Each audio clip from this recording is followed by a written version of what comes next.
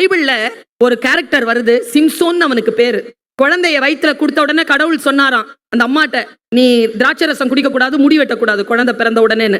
அப்ப அந்த குழந்தைக்கு திராட்சை ரசம் ஆகாது, முடிதான் அந்த குழந்தையின் பலம். இது ரெண்டும் அசிரீரி சொல்லிருச்சு. குழந்தை வளருது, அவ்வளவு பெரிய பராக்கிரமசாலி.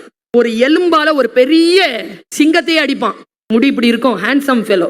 அவன் மனசுல ஒரு சின்ன வார்த்தை விழுந்துருச்சு, ஒரு பொண்ணு. அந்த பொண்ணு சிம்சோனை லவ் பண்ணலையாம். அவன் ரொம்ப சோகத்துல குடிக்க ஆரம்பிச்சிட்டான். அவனுக்கு ஒரு பொண்ணு வந்தா அவனோடு சேர்ந்து சுத்துறதுக்கு. அவ பேர் தெலீலாள். Bestie, not lover, no wife, no girl friend, bestie. கூட சுத்திக்கிட்டே இருக்கும், எந்த பொறுப்பும் கிடையாது. தெலீலாள் வந்தா, இந்த உலகம் சுத்திக்கிட்டே இருந்தது அவனை சாவடிக்கிறதுக்கு. அவன் இருக்கிறதுனால அந்த சமூகத்தை அண்ட முடியல. தெலீலாள விலை பேசிட்டாங்க, 100 காசு தரேன், இந்த சிம்சோனுடைய உடம்புல எங்க இருக்கு சத்து, எதை அழிச்சு அவன் சாவான் எனக்கு சொல்லித்தான், உனக்கு 100 காசு தருவேன். வந்து பேசுறாங்க தெலீலாள், ஏய் எங்க அடிச்சா நீ சாவ கேக்குறாங்க. இவன் சிரிக்கிறான். அவன் ரொம்ப விளையாட்டா, என்னை வந்து கம்பியில கட்டினா நான் செத்துருவேன், போய் கம்பியில கட்டுறாங்க. அடுத்த நாள் வந்து கம்பியில கட்டினா செத்துருவேன், சாவுல, வெறும் கயிறுல கட்டினாலே செத்துருவேன். அடுத்த நாள் கயிறுல கத்துறாங்க, சாகல. அவன் விழுந்து அழுகுறாங்க, பொருள்றா விழுந்து, நீ சொல்ல மாட்டியா, என்ன ஏமாத்துறியா, உன் உயிர் எங்க இருக்குன்னு தான் சொல்ல. அவ அழுறத பார்த்த உடனே மனசு அப்படியே வாடிருச்சு அவனுக்கு. ஏன் அழுகுற அப்படின்ட்டு மடியில போட்டுக்கிட்டான். மடியில போட்டுட்டு சொன்னானா, நான் சொல்வேன், யாருக்கிட்டையும் சொல்லக்கூடாது.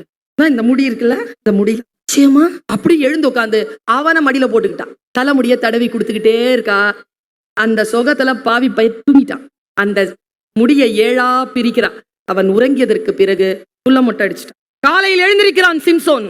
ஒரு கோழி குஞ்சை போல் உணர்கிறான். தன்னுடைய எல்லா தாளந்துகளும் அந்த பராக்கிரமும் போனதை உணர்கிறான். தெலீலாவை காணோம். பகைவர்கள் வந்து பிடித்துக் கொள்கிறார்கள், போய் சிறையில் அடைக்கிறார்கள். சிறையில் அடைக்கின்ற பொழுது அவனுடைய கைகளை தூண்களில் கட்டி வைத்து அவன் கண்களை நோண்டி எடுக்கிறார்கள். குருடான சிம்சோன் இங்கேயும் அங்கேயும், he is roaring like a lion.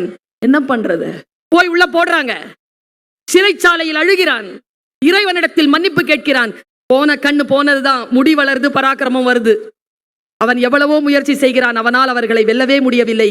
கடைசியில் அவனை தூணில் கட்டி வைக்கிறார்கள். அவன் அப்படியே அந்த தூண்களை இழுத்துக்கொண்டு சிறைச்சாலை முழுவதுமாக அப்படியே அவன் மீது விழ, 1000க்கும் மேலான தீமையானவர்களுடன் சிம்சோனும் இறந்து போனான் என்று பைபிள் கதையை முடிக்கிறது.